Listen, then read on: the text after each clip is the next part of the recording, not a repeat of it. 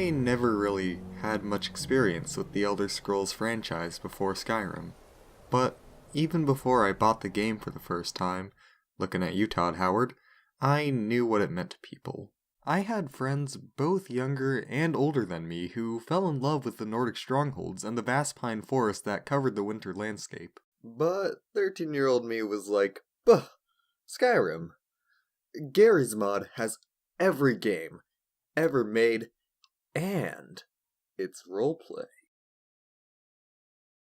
All jokes aside, when I first picked up a copy of Skyrim in late 2015, I was not very impressed. The game looked drab, and the people looked like marionettes. The combat was like trying to fistfight someone in a pool of mud. So I sat it down, and for 2 years it sat idling in my Steam library. Until a fateful September evening, when school had just reared its ugly head, I decided I would give Skyrim an honest try to see if RPG games were truly for me.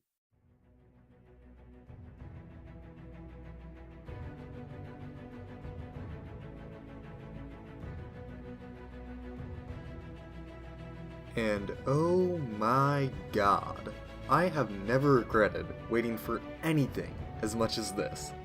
I don't know how, but something had changed. I was immediately enraptured in the fantastical world, rich with sorcery that would turn an opponent to ash, and combat that would remove the head of your enemy off their shoulders. I was invested in so many of the quests that were available. I took my time to consider my choices, knowing that Bethesda was going to make a fool out of me if I made a hasty decision.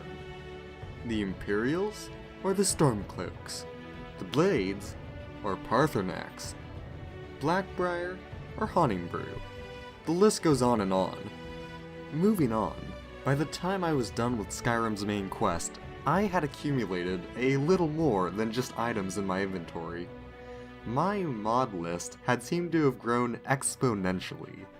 That's right, we're talking about mods. We got character mods, house mods, landscape mods, a mod that adds Nazim 69 times. Holy Jesus on a stick! My mod collection ranged from slight graphical improvements to the addition of an entire hold. And yet it never ceased to amaze me what people can make with this 7-year-old game. I genuinely look forward to the day when I can come back to the Steam workshop in my 80s and see someone still creating mods that turns dragons into Thomas the Goddamn Tank Engine. Furthermore, I have realized just how dependent I have become on mods. Skyrim, although a well-developed game, makes communist Russia look like it has more contrast than this. The majority of my mods work towards making Skyrim look ever more colorful to complement the stunning visuals presented in the landscape. Each location provides not only beautiful scenery, but usually a story, mission, or just a little bit of lore to expand upon the Elder Scrolls universe. Detail has been painstakingly put into place, making sure each named character has information revealed about them through listening to NPCs or reading letters sent to or from them.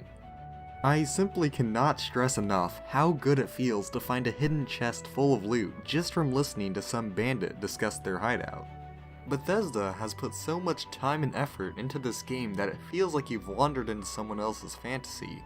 Other games, like Fallout and The Witcher, may offer more in terms of graphics and story and character development and general game design, but nothing will ever quite compare to the wonder I felt when going from place to place, gathering new friends and foes. I want to make a point of this by briefly discussing one of my favorite quest lines that Skyrim has to offer, and demonstrate the level of quality instilled on it, which in this instance is the Dark Brotherhood quest line. I have many reasons to love this quest line.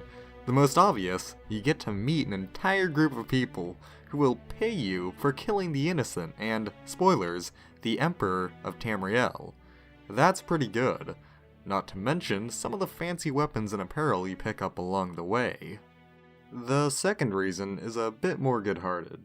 When you're brought to the abandoned cabin where Astrid, the leader of the Dark Brotherhood, wants you to kill one of the 3 people tied up in the room, you are able to go full turncoat and attack Astrid. I ended up doing this in my first playthrough as a morally righteous character, and after killing her, went straight to an Imperial Guard, where I was given the mission to destroy the Brotherhood's sanctuary. There, I slaughtered all of those assassins, and I in turn basically saved the Emperor of Tamriel. So there you go. Either join the Brotherhood, make a name for yourself as the most feared assassin in Skyrim, or destroy the Brotherhood and be known as the savior of the Emperor. The choice is up to you. In conclusion, I love Skyrim, as if I haven't made that obvious enough. The Elder Scrolls has been around for about 24 years, and I'm happy to say that I am now a part of it, and I will never forget the experiences I have had as Dragonborn.